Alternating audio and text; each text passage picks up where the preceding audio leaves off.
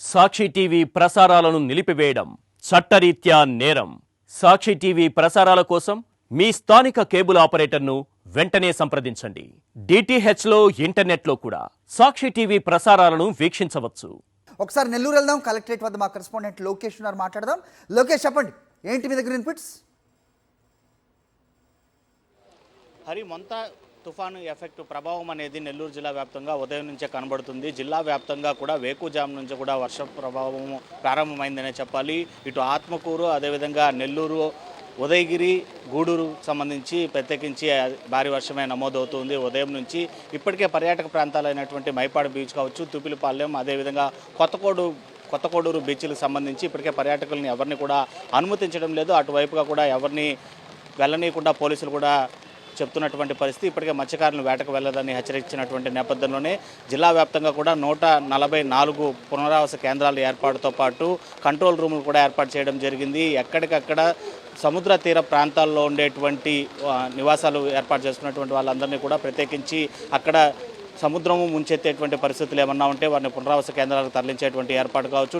Toll free నెంబర్లు అందుబాటులో ఉండడం, మండల వైజు అధికారులను ఏర్పాటు చేయడంతో పాటు జిల్లాకు సంబంధించి ఈ తుఫానుకి ప్రత్యేకంగా ఒక అధికారిని, ఐఏఎస్ అధికారిని కేటాయించడంతో యువరాజు ప్రత్యేక అధికారిగా ఉదయమే ఇక్కడికి రావడం జరిగింది. ఆయన జిల్లా కలెక్టర్తో ప్రస్తుతం సమావేశం నిర్వహిస్తున్నటువంటి పరిస్థితి. అయితే ఇప్పటికే అధికారులతో ఆ సమావేశం నేపథ్యంలోనే మరికొద్దిసేపట్లో జిల్లా వ్యాప్తంగా విస్తారంగా కురుస్తున్నటువంటి వర్షాభార పరిస్థితులు కావచ్చు, అక్కడ ఉండేటువంటి ప్రధానమైనటువంటి స్పాట్లకి కలెక్టర్తో పాటు కూడా ఉన్నతాధికారులతో ఆయన వెళ్ళేటువంటి పరిస్థితి కనిపిస్తుంది. ప్రస్తుతం కలెక్టరేట్లో ఏదైతే ఉన్నతాధికారులతో సమీక్షా సమావేశం అయితే మాత్రం ప్రస్తుతం కొనసాగుతుందని మనం చెప్పాలి.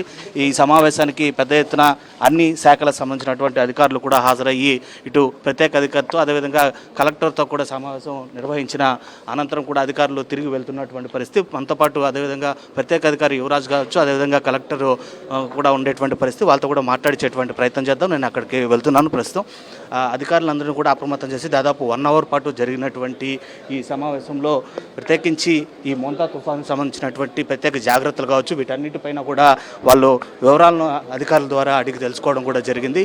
ప్రస్తుతము అదేవిధంగా కలెక్టర్ కావచ్చు, ప్రత్యేక అధికారి యువరాజ్ సార్ కూడా మనతో ఉన్నటువంటి ప్రస్తుతం కలెక్టర్ అయితే అందుబాటులో ఉన్నారు. సార్ నమస్తే సార్, ఎలాంటి ఏర్పాట్లు చేసుకోవడం జరిగింది? అదేవిధంగా 3 రోజుల పాటు భారీ వర్ష ప్రభావం సూచనలో ప్రత్యేక అధికారి యువరాజ్ గారు కూడా సమీక్ష నిర్వహించినట్టుగా కూడా తెలుస్తుంది. ఎలాంటి ఆదేశాలు ఇవ్వడం జరిగింది? ఇప్పుడు గౌరవనీయులు సీఎం గారు ఆల్రెడీ రివ్యూ పెట్టడం జరిగింది. దీని సందర్భంగా ఇప్పుడు జిల్లాలో మనకి 144 సెంటర్స్ ఓపెన్ చేయడం జరిగింది. ఈ 42 విలేజెస్లో ఈ సెంటర్స్ ఉన్నాయి. ఈ రోజు నుంచి ఆల్రెడీ నెల్లూరు జిల్లాలో వర్షం మొదలైంది. దీని సందర్భంగా ఇప్పుడు ఆల్రెడీ ఈ రిలీఫ్ సెంటర్స్లో మనం ఏర్పాటు చేసేసాము. దీంతో పాటు ఈ రోడ్స్ క్లియరెన్స్ పార్టీ కూడా పెట్టడం జరిగింది.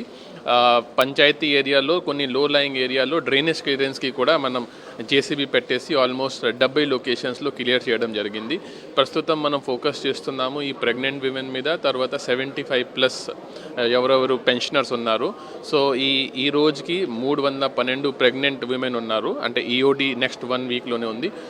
దాంట్లో వాళ్ళని హై రిస్క్ ప్రెగ్నెన్సీస్ 43 ఉన్నాయి. ఆ 43ని మన జీజీఎస్ సూపరింటెండెంట్కి దగ్గర షిఫ్ట్ చేయడం జరిగింది. ఈ రోజుకి ఆల్రెడీ దీంట్లో 15 డెలివరీస్ ఆల్రెడీ అయిపోయినాయి. ఈ హై రిస్క్ ప్రెగ్నెన్సీ కూడా మనం ఫోకస్ చేస్తున్నాము. దీంతో పాటు ఈ బెడ్ రిడెంట్ పేషెంట్స్ ఎవరు ఉన్నారు వాళ్ళని కూడా మనం ఇప్పుడు సురక్షిత ప్రాంతానికి షిఫ్ట్ చేయడం జరిగింది. ప్రత్యేకించి లోతట్టు ప్రాంతాలు కావచ్చు, సముద్ర తీర ప్రాంతాలు, అదేవిధంగా మత్స్యకారులకు సంబంధించి ఎలాంటి సూచనలు చేయడం? యాక్చువల్లీ నెల్లూరు జిల్లాలో లాస్ట్ వీక్ కూడా ఒక డిప్రెషన్ ఫామ్ అయింది. దానివల్ల మనం అప్పుడే ఫిషింగ్ ఆపేసాము. సో ఆల్ బోట్స్ ఇప్పుడు తిరిగి మన జిల్లాకి ఆల్రెడీ వచ్చినాయి. All fishermens and all fishing boats have been accounted for. పర్యాటక కేంద్రాలకు సంబంధించి ఇప్పటికే నిషేధం విధించినట్టుగా కూడా తెలుస్తుంది. ప్రత్యేకించి ఎన్ని బృందాలు ఏర్పాటు చేయడం జరిగింది? ఇన్ కేస్ ఆఫ్ ఎమర్జెన్సీలో మూమెంట్ ఎంత సమయంలో అధికారులు అక్కడ చేరుకునేటువంటి అవకాశాలు మండల వ్యాప్తంగా కూడా సముద్ర తీర ప్రాంతాల్లో ఉండడం? సో ఇప్పుడు జిల్లాలో ఒక ఎన్డీఆర్ఎఫ్ టీం ఉంది. పక్కనే ఉన్న వెంకటగిరిలో ఒక ఎస్డీఆర్ఎఫ్ టీం స్టాండ్ బై చేయడం జరిగింది. జిల్లాలో 5 బీచెస్ ఉన్నాయి. ఆ 5 బీచెస్ని కూడా ఇప్పుడు క్లోజ్ చేయడం జరిగింది. ఇప్పుడు పోలీస్ తరఫున వాళ్ళు ఈ 9 కోస్టల్ మండల్స్లో ప్రతి మండల్లో ఒక 15 మెంబర్ టీం పెట్టడం జరిగింది. సో ఎక్కడైనా ఏమైనా ఇష్యూ వస్తే ఈ 15 మెంబర్ టీం ఇమీడియట్గా అక్కడే రెస్క్యూ కోసం ఇమీడియట్గా మూవ్ అవుతుంది. Right sir, thank you. అది చూస్తున్నాం, ఏదైతే జిల్లా వ్యాప్తంగా 144 పునరావాస కేంద్రాలతో పాటు అధికారులందరినీ కూడా హై అలర్ట్ చేయడం జరిగిందని చెప్పి కూడా ప్రత్యేకించి నెల్లూరు జిల్లాకు సంబంధించినటువంటి కలెక్టర్ హిమాంశు శుక్లా చెప్తున్నటువంటి పరిస్థితి. కొద్దిసేపటి క్రితమే గంట సేపు వరకు కూడా అధికారులతో దీర్ఘమైనటువంటి సమావేశం నిర్వహించి ఇటు సూచనలు కూడా చేసినట్లుగా కూడా హిమాంశు శుక్లా చెప్తున్నటువంటి పరిస్థితి కనబడుతుంది. రైట్ లోకేష్. సాక్షి టీవీ ప్రసారాలను నిలిపివేయటం చట్టరీత్యా నేరం. సాక్షి టీవీ ప్రసారాల కోసం మీ స్థానిక కేబుల్ ఆపరేటర్ను వెంటనే సంప్రదించండి. DTHలో ఇంటర్నెట్లో కూడా సాక్షి టీవీ ప్రసారాలను వీక్షించవచ్చు.